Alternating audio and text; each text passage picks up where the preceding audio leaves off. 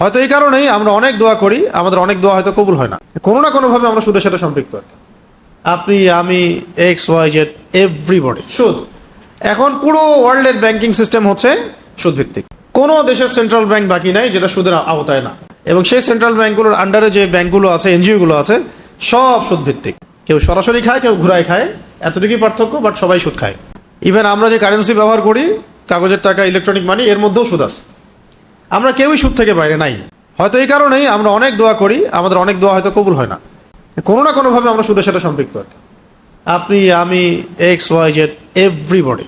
যদি কেউ এখান থেকে বের হয়ে থাকতে পারে, সে নিঃসন্দেহে আল্লাহ পাকের বড় ওলি, বুজুর্গ বান্দা, যেটা সংখ্যা কম। কারণ ওয়ার্ল্ডের ইকোনমিক ফাংশনটা এভাবেই তারা করেছে, সুদের বাইরে আপনি যেতে পারবেন না।